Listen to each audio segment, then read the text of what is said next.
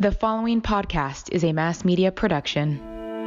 Hey, this is Chad Namiro. And I'm Kelley Namiro. Welcome to the Balancing Chaos podcast, A lifestyle podcast where we will interview guests about wellness, business, and just about everything in between. Our goal is to help you develop a lifestyle that promotes health, wholeness, and success. Through our conversations, we hope to inspire you to live a beautiful, full, and joyful life as you navigate balancing the chaos. We hope you enjoy.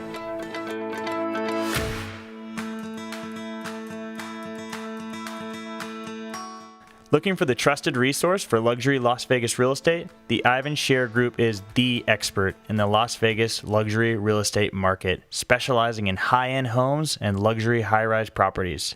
The Ivan Share Group is a dynamic team of leading real estate experts dedicated to client satisfaction. Their extensive expertise in Las Vegas and Henderson allows them to help luxury homebuyers find their dream homes no matter what their needs are.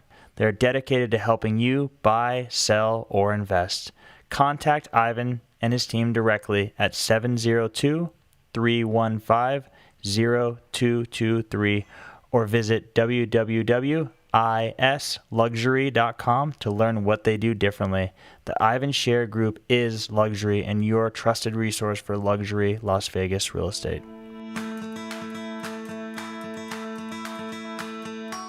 Hi, Jess. Thank you so much for being on the show today. We are so excited to talk to you. I have people in my DM inbox all the time asking about how to grow strong, healthy hair and hair extensions. And I think that it's just something for women that makes us feel confident when our hair looks good. It's like a whole new level of feeling like you are who you are and like shining that out into the world. And for men too, I think that like, it's really important. I mean, I know Chad takes a lot of pride in his thick, healthy hair. I spend a lot of time on my hair. You don't spend a lot of time on it, but you like the fact that it's thick and it hasn't started receding yet. I think men get self-conscious about that too. I'm a lucky guy. Yeah. And it's genetic, but there are things that you can do to keep your hair nice and healthy and strong. So we're really excited to have you with us, Jess, today because you've been doing this forever and you're the expert. So let's dive in today. We like to like separate our questions out a little bit. I ask more wellness type questions. Chad asks more business type questions, but we cross over and we cross paths. So tell us a little bit about how you got started doing hair, because I know you've been doing it like since high school, right? Yes, I always knew I wanted to do hair. Ever since I was a little girl, I was the one cutting my Barbie's hair in those half dolls, you know, that was just the shoulders up. Like I learned how to French braid on them. And I always knew I wanted to do that. So I graduated high school a year early. I wanted to hurry up and do hair as soon as possible. Got my license when I was 18 and started doing hair right away. It was not easy. I got pregnant when I was 18 also, had my first child at 19. Gosh. You know, I don't even know how I did everything that I did, but it was a lot of work. A lot of times, like I was paying more money to work than I was actually making, probably for a couple of years. You know, it's a good sign that you know you love what you're doing. I think so. Yeah, it was really a struggle, but I was very passionate and loved it and knew that it would pay off. So that's how I got started into doing hair. And, you know, I think I assisted for 2 years, definitely, you know, assisting under somebody who is really good at what they did and taking in and learning as much as possible. I remember I came home after my first day with assisting and I called my mom. I was so excited. And I said, you know, the sound of his shears is like music to my ears. Like it was so corny, but I just loved it. And I wanted to be able to cut hair like him. So I feel like today I can. And I'm like, you know, I really think you have to put the time in to be successful. So, you know, that's like the clientele that you have built has absolutely proven that.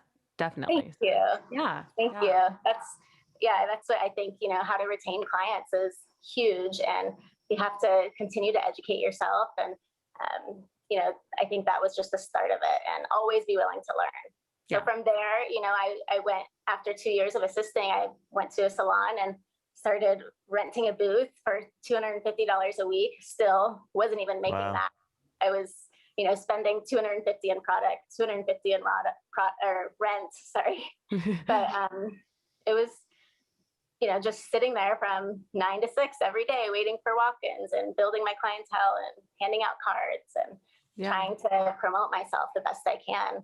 Yeah. And, eventually I'd say it took 2 years to get a good solid clientele and just pre-book everybody before they leave and be consistent. Yeah. So. What's like the normal process for becoming an expert in this field? You said you assisted. Do most or some go to school, or is there multiple ways to get trained up? I'm honestly not familiar. I think it'd be interesting. There's different amount of hours that you need per state. Here you needed to get 1,800 hours in Nevada. Oh, so, okay. I mean, it did take me, I'd say 18 months to finish school. At the time I was young. I had just graduated high school right when I turned 17. And I started a couple months later in school. So I'd go to school from 8 to 2, and then I would work 3 to 11. And then I would go out from 11 to 3. And then somehow you still had a baby. I know.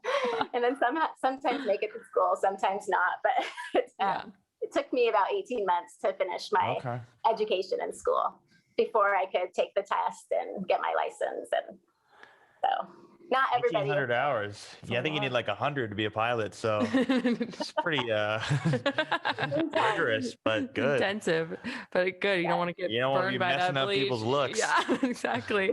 I think that the one thing that a lot of people are going to want to know, and what I wanted to jump right into, are tips for strong, healthy hair. Because even before I became a health coach, like when I started seeing you years and years ago, I think you had told me something. I was like, oh, my hair is breaking off. And you had told me something like, oh, look at your diet. And I was like, my mind was blown. So can you give us your tips for healthy hair, and what if somebody isn't having the greatest growth, or it's always breaking, what might be causing that?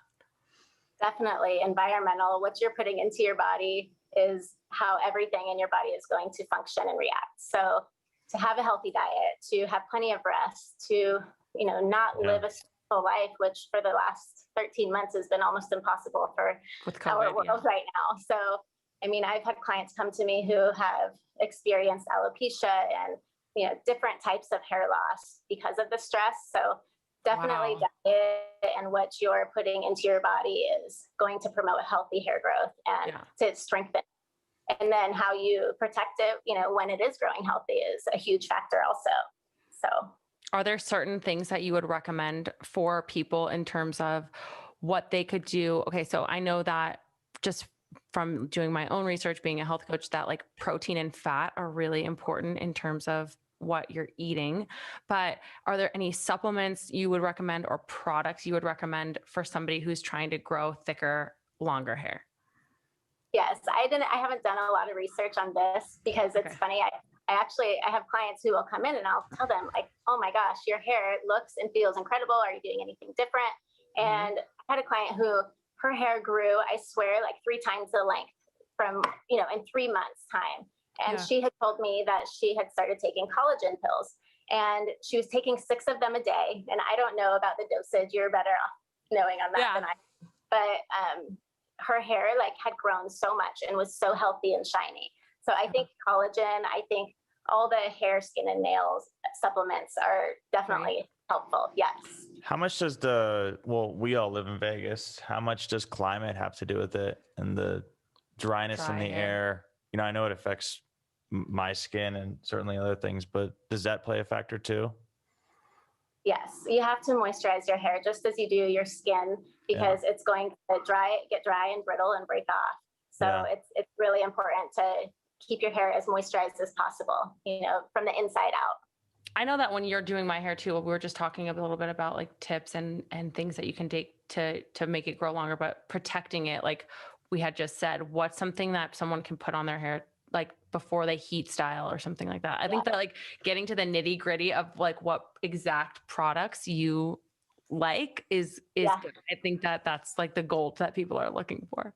Okay, I could tell you a few of my favorite products for to protect your hair from sun damage and heat and wear and tear from your hair bands and sleeping. Product wise, I love before you're going to when your hair is wet and out of the shower to put a leave-in cream. Right now, I love the Olaplex number 6. It's a cream. They also have a number 7, which is an oil. Either one of those, like while your hair is wet before you comb it, it's going to detangle. It's going to protect your hair from any wear and tear on it. And from does the oil make your hair look oily? No, it doesn't. But if your hair is fine, then that's why I recommend using the cream. Okay. You know, if you have like medium to thick hair, then the oil will be fine. But if you have finer hair, I would definitely use the cream. Okay. Just a small amount. Any kind of leave-in, Kerastase. I love all of their leave-in creams to start your styling regimen. And then I think I just showed you the L'Oreal Professional. The leave-in spray is one of my all-time favorites. It's called 10-in-1, and it does everything for your hair. And it's not heavy, so you could use as much as you want, and it's not going to weigh your hair down. Okay, perfect. And when it comes to styling, I'll let Chad take over after this because I know there's some questions he wants you to ask you about business. But when it comes to styling, how many times a week would you say is good versus how many times are you like, when are you overdoing it? When are you taking like your own oils and like stripping them out of your hair and causing more damage to your own hair? And I'm washing my hair like twice a week, but I don't know if that's too much or not enough. So what do you think? It's actually not the washing and conditioning of your hair that is stripping the oils and into your hair. And I think a lot of people have that confused with, using a lot of heat on their hair. It's the heat that is damaging. It's the blow drying and the hot tools. And that's what's damaging to your hair. You actually want to stimulate your scalp at any time, even for you, Chad. Like if you want, you have a great head of hair, like you have no receding at all. Thank you. For anybody who has any receding, you always want to manipulate your scalp. You always want to, massage your scalp and any part of your body, like your face when you're washing it, your body when you're washing it. Like any kind of stimulation is going to stimulate the follicles. And the blood flow, right? Yes. Yeah. So it's going to promote growth. So it's not drying out your hair or stripping it from natural oils. It's actually going to stimulate it and help. It's when you get even a body massage, So for all the guys out there who are balding, have your wife massage your head and all the 2 times a day. Their husbands to give them a scalp massage. Right. So what's too much with the blow dryer though?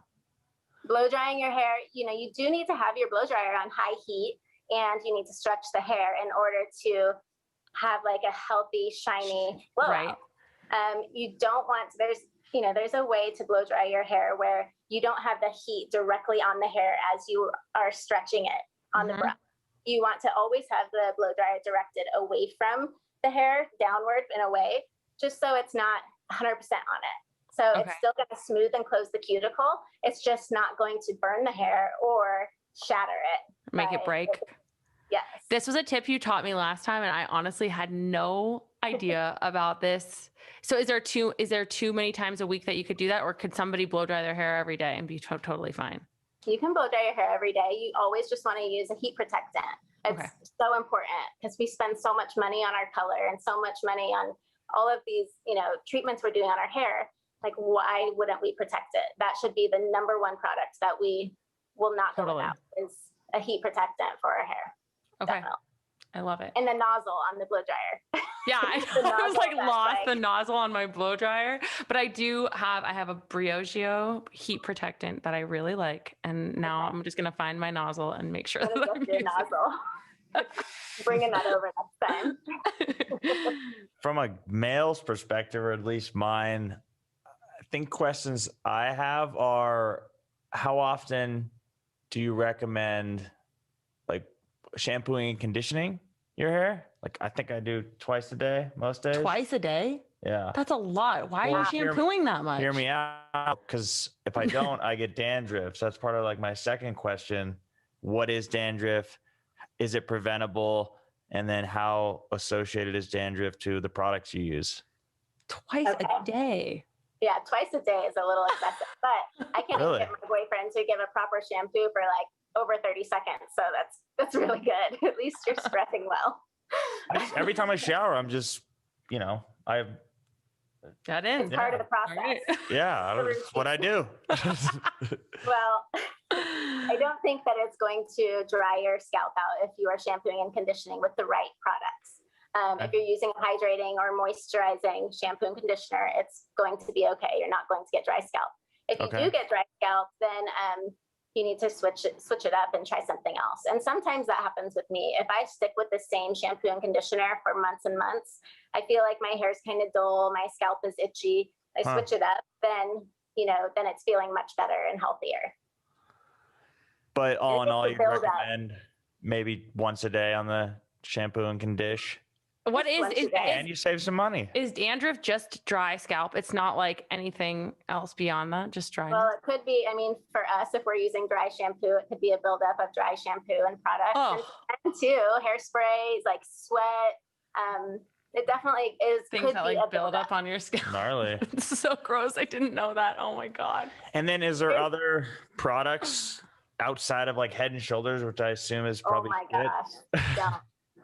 Do not use Head and Shoulders. Yeah, I assumed it's not great for you. There's actually scrubs for your scalp. Yeah, Briogeo has one too, and Kerastase has one. Can't use and that. Orbe. My head itch. Orbe has a great one. My dad, he is super dry skin. His scalp everywhere, he's so dry. So it's good to use a scrub on your scalp, I'd say once a week until you start to see it. Is that like just like your skin? Just put it in after you condition and just kind of leave it in there or something? You can like when you're massaging. I'm a 2-product guy with the hair, so I'm like. I've gotten him on a skincare regimen. Like you actually started one after Dylan was on the podcast. You asked me last night about the serum that you were using, the Grown Alchemist one. Anyways, I've gotten him on to a small regimen, so maybe we can start getting a little. Yes, now you got to get him on with the hair. Right, exactly. You start with the scrub, then the shampoo, then the conditioner. The shampoo's going to get just only one more thing, and then you don't have to use Head and Shoulders. It's like 33% more. I don't know. I'm throwing that out. Okay, though, that's helpful. Okay, so let's talk about extensions really fast. I know that you have nothing to do with this conversation, but I took mine out. We can talk about color too for men.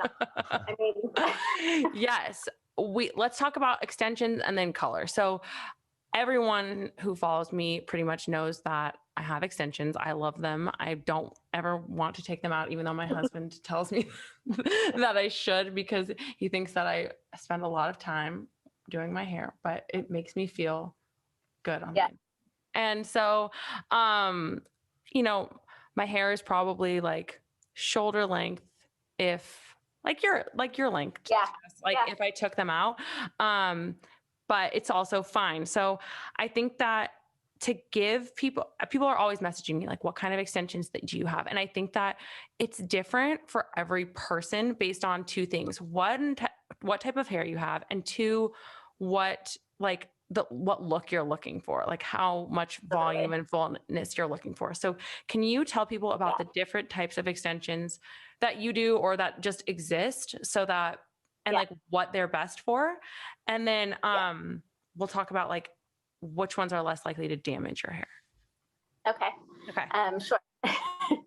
So the types of extensions that I do, I mean, I've done all of them. I swear I've just found what works best for me and for my clientele, and what is not going to damage their hair. A lot of people have a misunderstanding about extensions, that they do damage your hair. And it's not the extension that damages your hair. It's the installation of the extension. So if you have so much hair put on such a small, tiny piece of your natural hair, of course, over time, the weight and the tension of that is going to destroy your hair. And that's where we have to be careful. So you have to make sure that the distribution of where the extensions are is going to not be putting so much tension on your natural hair. So that being said, it's the different techniques of extensions. There's tape-ins, there's wefts, there's individuals. I like wefts because, the beaded wefts, I love the Boheme Seamless Luxe is the brand I'm loving right now.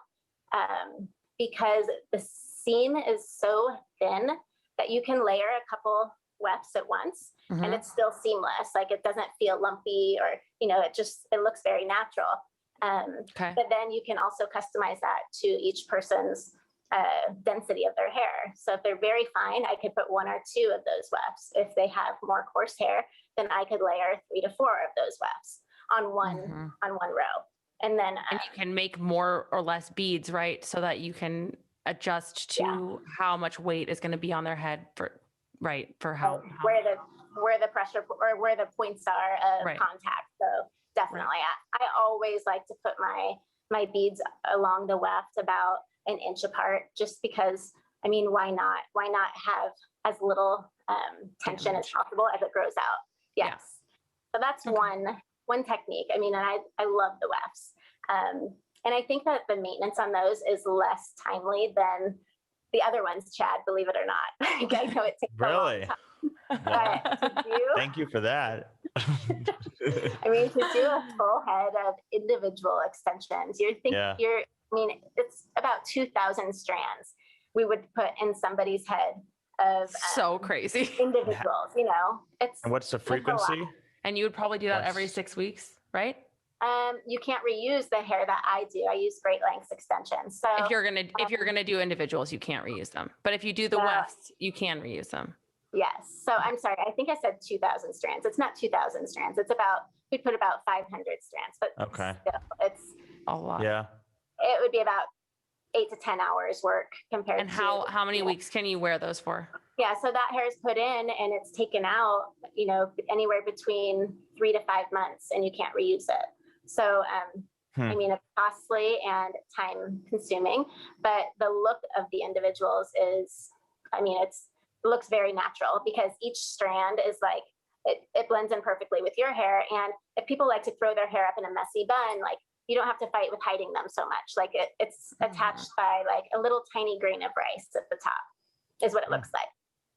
But that's another technique. And I love doing those. Actually, I have a client who really wants some like really light blonde pieces, but she doesn't want to damage her hair. So a great way with adding extensions for color is you can add, just add like a little row of extensions on the side or wherever, just to give it some pops of brighter colors without damaging the hair. I love that. That's a really good idea for people who don't want to like put that type of bleach in their hair. So, or fun colors too. Like, you could do some like Billie Eilish green going. Yeah, next time. That'd be sick. I'd support that. So for someone who was looking to do this for the first time, what is the most expensive? What is the least expensive? And what would you recommend overall? Would you recommend the wefts? Would you recommend the wefts is what I have, but what would you recommend to somebody who is going to do this for the first time? Based on price and first time. So somebody who doesn't know if they're going to even like the feel of extensions in their head, I think it really depends on the look that they're wanting.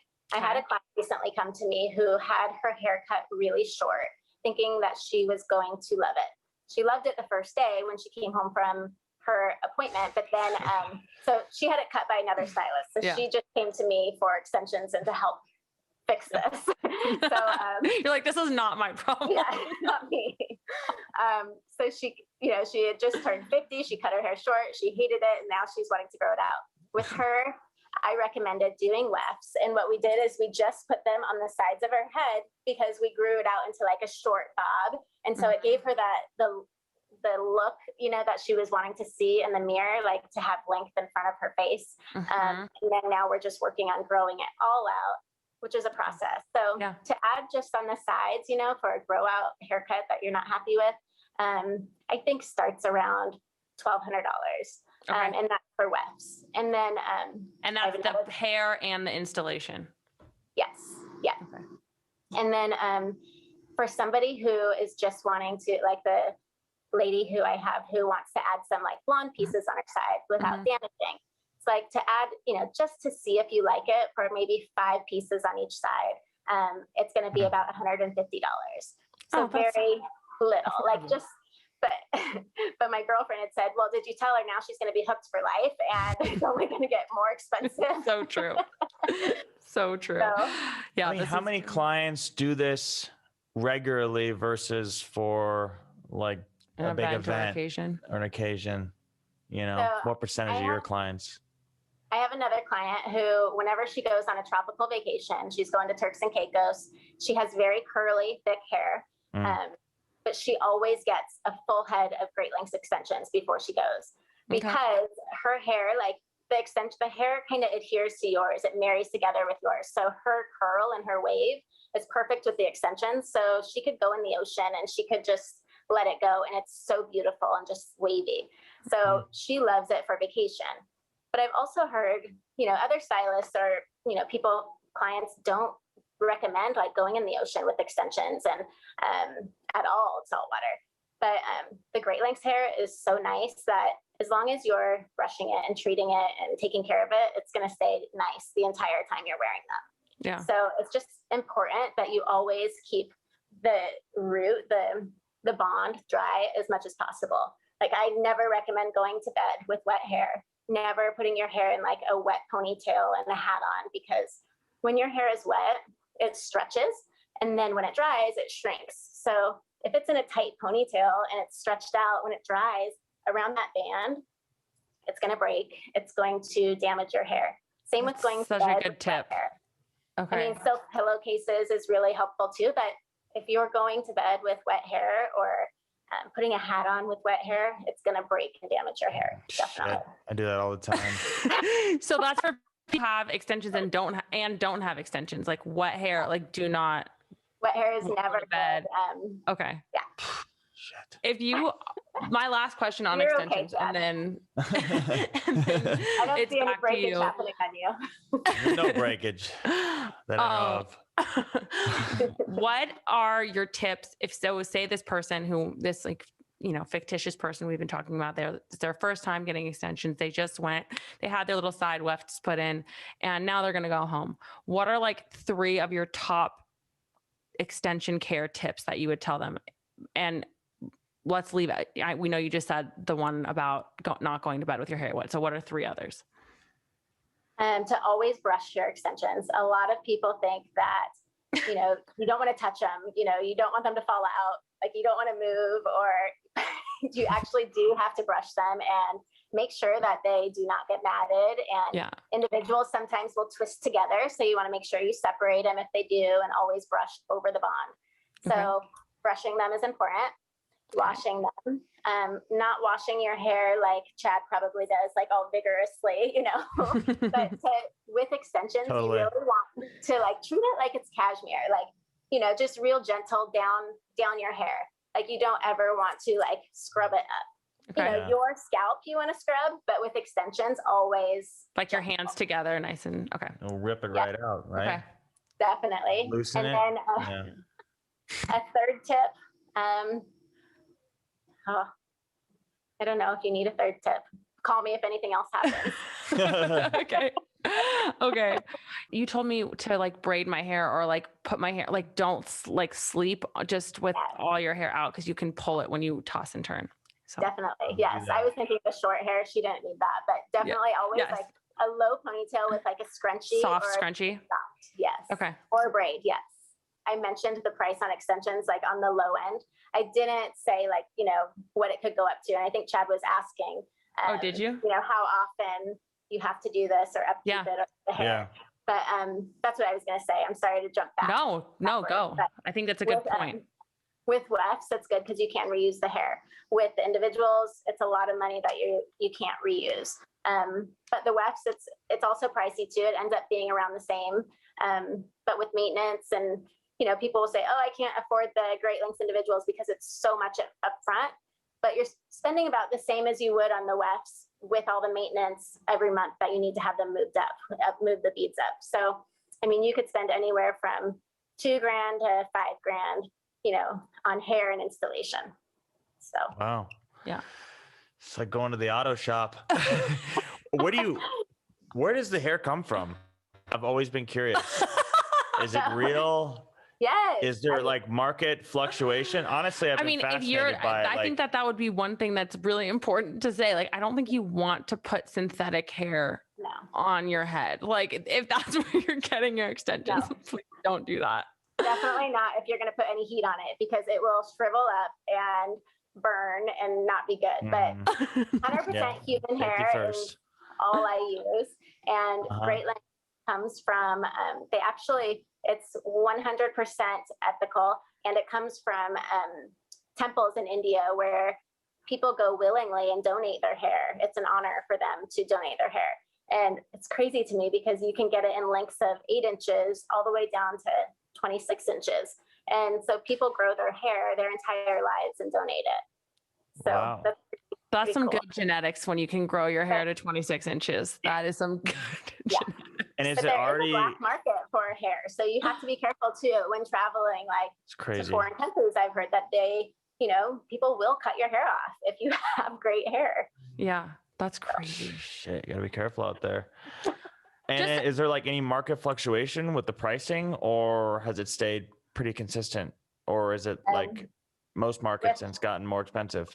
With wholesale or it definitely has fluctuated. Prices definitely always are going up. I've never seen them go down. Right. At the beginning of the show, you mentioned that some people have come to you with this like alopecia or like this hair loss during COVID. So I have a couple of questions with regards to that I know the answers to, but I don't think that a lot of our listeners do. So when it comes to that, is that reversible? And would you recommend for people, like if they came to you and said, I'm losing my hair here at my temples or whatever, can I get extensions? What would you say? I had somebody recently ask me if they can have extensions and showed me their hair in their temples that is either broken or has fallen out from stress or age. And my response to that is definitely has to be, per consultation. You cannot attach hair to hair that is damaged and is clearly falling out. It's not going to promote growth. That's not the stimulation that we're talking about earlier. So I wouldn't recommend putting it on somebody's hair who is damaged and broken. I would try to, if it's damaged and broken in the temple areas, I would go in areas where it is healthier, and you can put like even a piece there to cover up the receding or wherever they're worried about, showing. So there's definitely alternatives, but I wouldn't recommend, attaching something else to something so damaged, hair to damage. I think it's just like based on what's causing the hair loss is what determines whether or not it's reversible. Is that right? Yeah. So alopecia, it definitely, I'm not sure the correct term for it. I don't think, I do have a client who she experienced alopecia during COVID and had started using a medication, and her hair is growing back, and it's much healthier. And I think like her circumstances have changed too. So once you focus on yourself and getting healthy and not letting the stresses of everything going on in the world deteriorate our body, then that's when we start becoming healthier. Seeing that. Yeah. Okay. So let's go back to color. When it comes to color, we all spend all this money. We all want it to last as long as it can, but our hair grows and our roots grow out. So what are things that we can do to really extend the life of whether it's our highlights or someone who's getting color on their roots? What can we do? I actually colored Chad's hair a couple times when we were in college. It didn't last very long. Once. And then you just got to roll with the grades. Don't be coloring out there, guys. It actually is coming back, the grays, you got to embrace it. I think it looks so good. Well, yeah, George Clooney did a lot for the male species. I love it. More and more of my clients, I am not doing a base color on. Like the older you get, it's just like your makeup. I feel like if you're wearing more makeup and you're wearing harsher colors in your hair, it just ages us. So we want to look younger and feel younger, and less maintenance, the better. And you want it to look effortless and not like we just had our hair done. I feel like with a haircut and with color, like you don't want to look like you just left the salon. You want to maintain a healthy glow and like healthy hair. Have it look natural. Always. I love it. Yeah. So I'm sorry, what was your question that you had asked? How to maintain like your color for as long as you can, like to make it look effortless and natural without, having to go back every few weeks month and have a full yeah. I would say, definitely you got to protect it with like the leave-in conditioning and SPFs for your hair, and a toner on your color doesn't last really longer than a month. So even if you feel like you just had all your highlights done and your hair was toned and it looks great, but now it's looking like a little brassy, there's so much that happens, even with the water here in Las Vegas, that your pipes in the house, everything affects how your hair, the color turns out. I have a client who she literally she rinses her hair with distilled water because her pipes turn her hair green. And she's tried to have it fixed so many times, but her hair just like absorbs whatever is in like the copper piping or whatever. That's crazy. So, yeah. So it's, I feel so bad because we're always like trying to figure something out, but her hair is so beautiful after we do it, but then she really does have to use a gallon of distilled water to rinse and wash her hair. So it is important just to, condition your hair, and heat is really going to damage it. I had just seen this video somebody posted on Instagram, and it was just showing like the heat damage from, a flat iron on your hair and what it does to your color. And it really just lightens it and oxidizes it so drastically that, it lightens your color 2 shades or makes it brassy. And you just have to be careful with the heat you're putting on it. And if you are using heat, to use a protectant. Okay, Moroccan oil has a spray heat protectant that's really great that I love. I used it on you, I think, last time we did your hair. And it really is great, and it smells good too. So using heat like as less as possible. Little as possible. You extend the life of your color. Yeah. Okay. And chlorine, now that we're getting into summer too, is like so bad for your hair, and I've always told my daughter, like, before you go swimming or go in any, like, even salt water, like wet your hair in the shower or in the hose or wherever you can, like wet it with water or a spray bottle or even like a leave-in conditioner before you get into water, because the cuticle is going to soak up any chemicals that are in there, and it's going to change your hair green. Like, no matter what, it's going to change the color. My mom always used to tell me that, and I didn't believe her. Man, hair is tough work, ladies. I'm telling you, there's a lot that goes into this. It's like a sponge. It soaks up everything. So let it soak up all the conditioning treatments and all these great products that are out there for us. Okay. You're going to see me hosing off before I get in. Yeah. I actually don't doubt that one bit.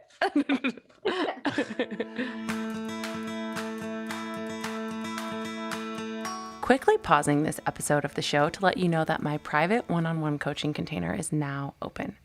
Over the course of 2021, I'm only going to be working with a small, select group of women to help them return to feeling like they're at home in their bodies, to help them lose resistant weight, to feel less anxious and more energized. My one-on-one coaching is truly for you if you're tired of feeling depleted, overwhelmed, bloated, or like you're just not enough. There's no magic pill or cleanse or detox that's going to work. You are really ready to make that commitment to yourself and create the habits that will lead you to hormonal balance and vibrant health.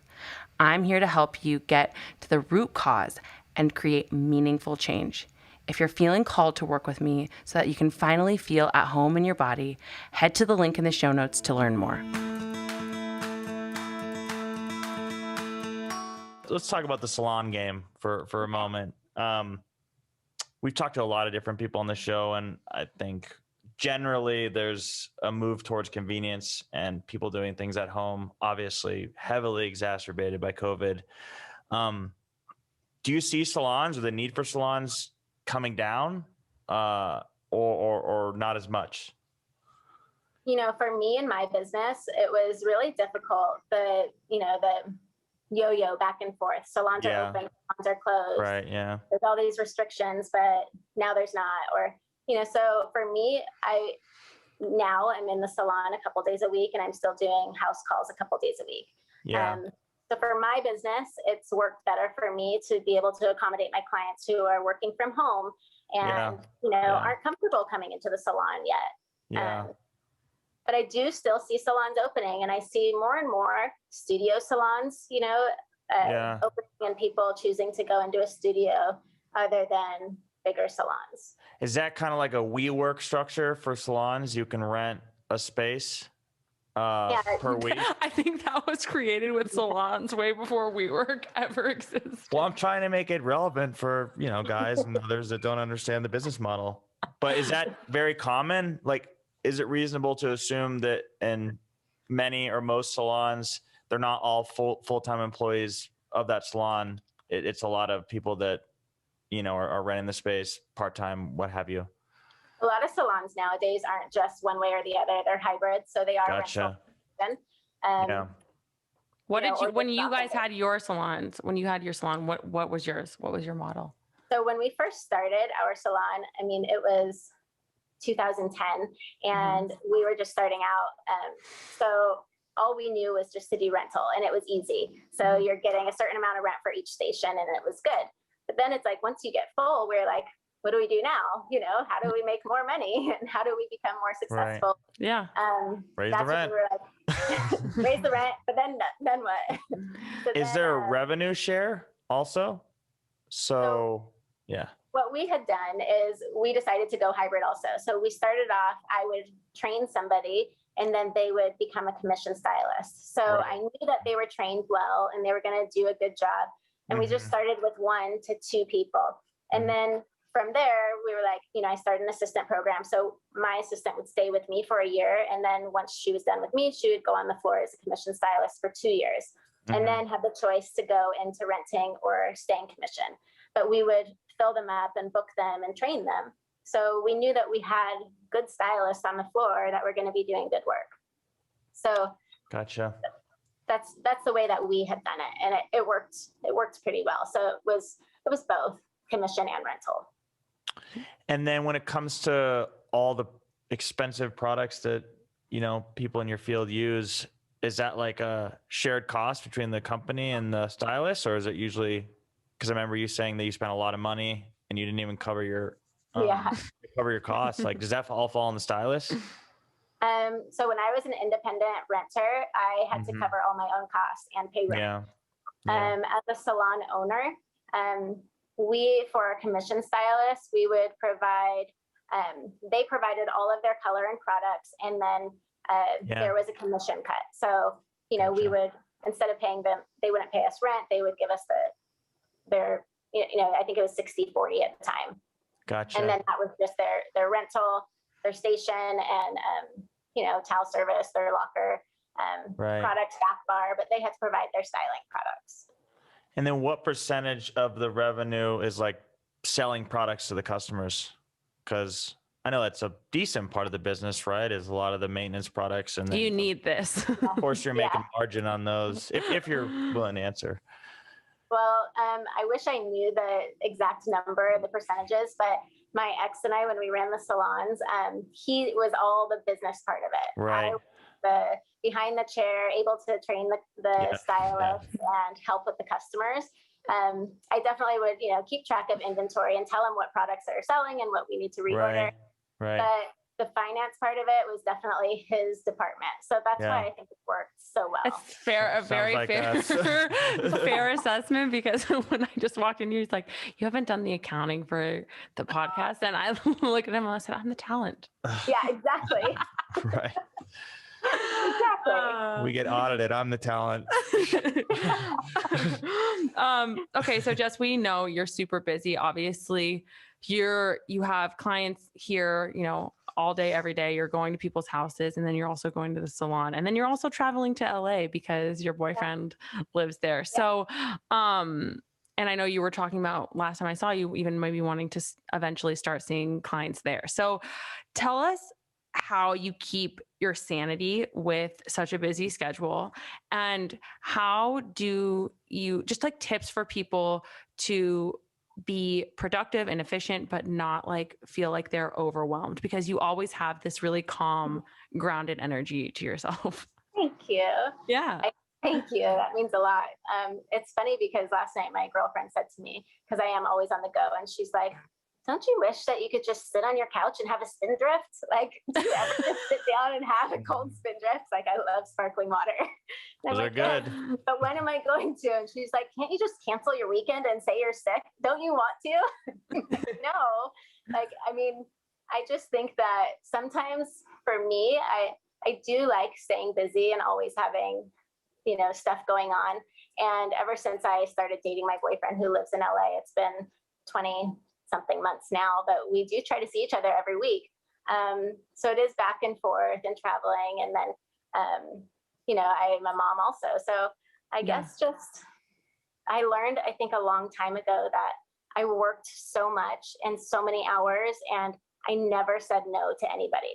It was always, yes. Can I come in at 5? Can I come in at 6? Can you take me at 7? Like, I always said yes, and I always found a way. Oh, this is such a good tip. This is so good. Keep going. Gosh, but time goes by so fast, and you know, I wouldn't change it for the world, because I loved what I did at that time, and I love what I do now. And I love that I had kids young, and they were a part of all of it, and they saw me work really hard. And you know, we had them in the salon with us, and we would have them sweeping hair, and we'd have them sitting at the front desk and greeting people. And so I think, like, you know, showing your kids what you have to do to be successful and what you have to do to take that great vacation is really important.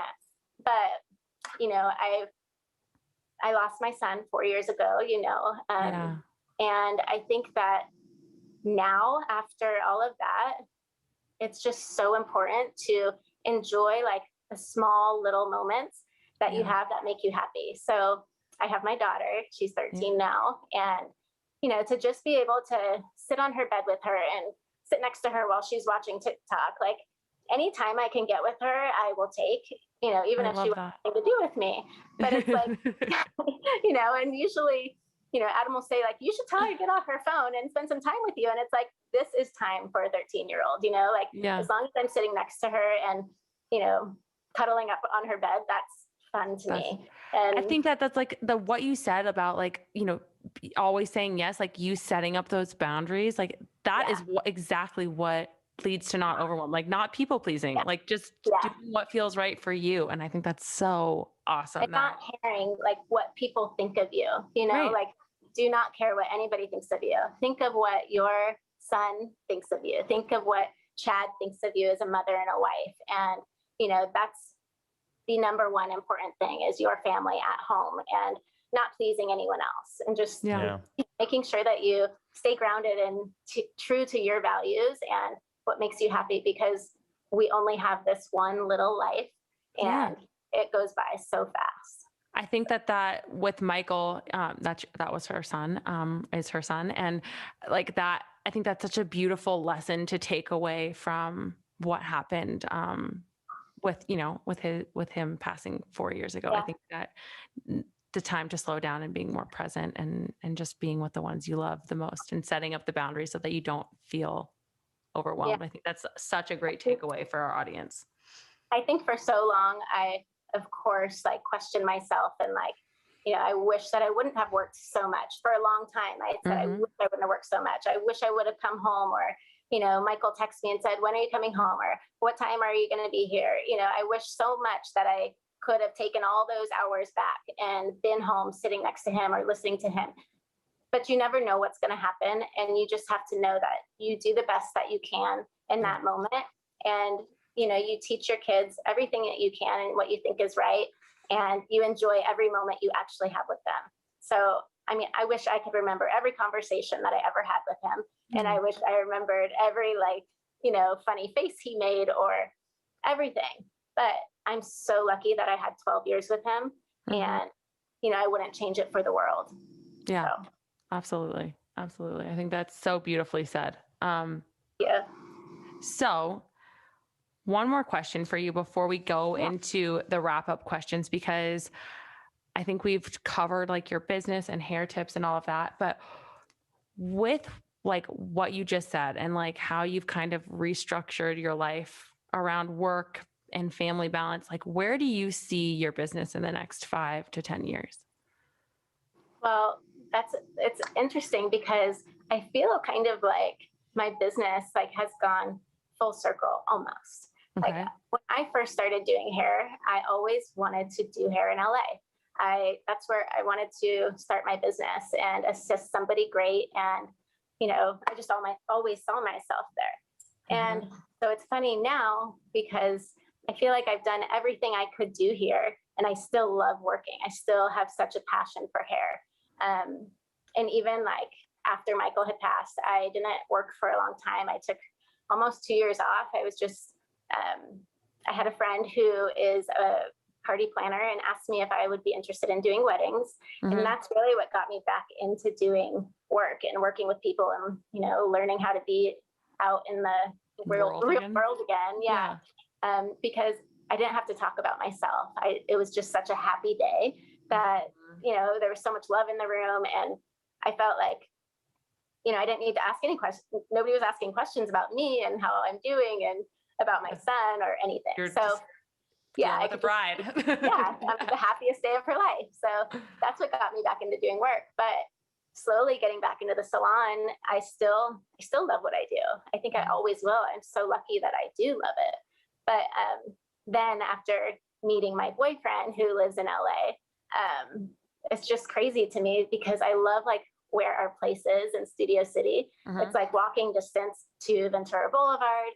And I mean, there's great salons right there. So I've always told him like, I could definitely see like, you know, I would never move my daughter to LA if it wasn't her choice, ever. But she's 13 and she's only got 4 more years of school. So there's great schools in LA. And, so that's why I said like, maybe this is where it ends. Maybe I will be able to work in both places like I always dreamed of, you know. So that's the hope is maybe, you know, looking into working a couple days a month in LA and starting a clientele there as well. It's so funny that you said that because when I was in LA, like probably, it had to have been like 4 weeks ago now, but I had a woman stop me at the dermatologist and she was like, "Where do you get your blonde done? I have to know." I was like, "Oh, I don't live here." So yes, our first client's already there. Nice. That's awesome. All right. So at the end of each show, we ask the same questions. They're rapid fire questions. So whatever comes to your brain, just fire it out. You want me to go first? Or you want to go first? I'll go first. All right, you go first. What's your morning routine? Okay. Well, I try not to move too quickly because then my dogs say, "Okay, we're up and it's time to take us out." Totally. Sneak out of bed, use the restroom, brush my teeth, start the coffee, and then I'll take the dogs out.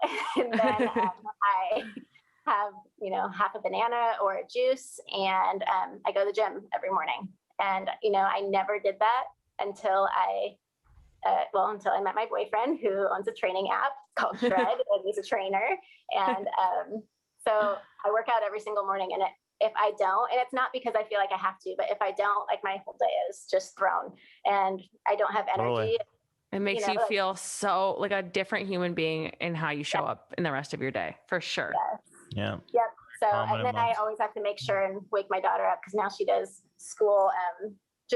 I take her laptop to her bedroom and open it up at 7:54 for her 7:55 class. Say, log in, hurry. It's time. What a world. All right. What is the best thing you've eaten this week? Well, the best thing. Well, I had parsley today. You turned me on to that. I love parsley. Yeah. I did have really good Mediterranean food. I don't even know what day it is, actually, to know what I had said. Oh my gosh. Parsley's good. I think that's a good answer. Okay. I don't think I cooked a meal this week, but that was good today. If you were a color, what would you be? This one might be hard. You see all the colors.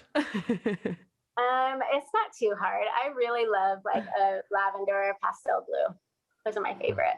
Okay. I see that. Very calming. That's like your presence though. That's like I said, you're very like grounded, but like very still sweet. I definitely see the lavender for you. Thank you. What's on your nightstand? Oh, well, I have a ton of books stacked up that I haven't finished. Okay. I always start books, but I have the hardest time finishing because I always just want to start the next one. What would, if you have one that you could recommend, what would it be? Do you have one that you really like? Hair for Dummies. No, I don't have that one. Signs is a good one. I really love that one. reading about, signs. And after my son passed, I was like really drawn to near-death experience stories and the other side. And, it just signs really, from our really angels helped. and stuff like that. Yes. Yep. I've got a stack of those and a noise machine, and I always have it on now, like white noise always. Oh, I like it. Does that make you sleep better? Yes. Yeah. For sure. I can't have it be quiet. I hear everything, and it really just helps calm me. Okay. I like it. Highly recommend That's it. a great tip. Those damn dogs are always Snoring. running amok. Snoring. Yes. I have heard them snore outside your door before. Yeah, that's one of them in particular. So give our listeners your best tip for balancing the chaos. I think she kind of answered it, honestly, before, but About anything else you might add? Anything else? I would say to just be present, to let your kids be loud at the dinner table, let them be silly, let them walk around at a restaurant and say hello to people. Don't be so uptight. Like, let them be kids, let them, talk, and just be silly and funny and have fun and not so uptight. Just be so grateful for this life. That's it. I think that Chad really likes that answer. I do love that answer. I definitely. I used to be me. I used to be like, shh, shh, but why? Let them bring the toys to the table and play. Like, people who don't enjoy that, they should not be out. Kids are Kids are not meant to sit in a chair and stare at a plate for an hour, 2 hours. Silent. Like, they're learning everything, and just enjoy life and not to be so uptight, I would say. I love it. Live in the moment. It has been a pleasure. This has been such a good interview. Thank you so much for delivering so much amazing content to our listeners. We love you. It's my pleasure. Thank you. I love you guys. Thanks for having me. Have a safe flight. Have a good flight. We'll see you soon. Bye, babe. Okay, bye. Hey, thanks for listening. Please make sure you rate, review, and subscribe to the podcast. You can also connect with us on social media at Wellness by Kelley. Drop us a DM for who you want to hear from.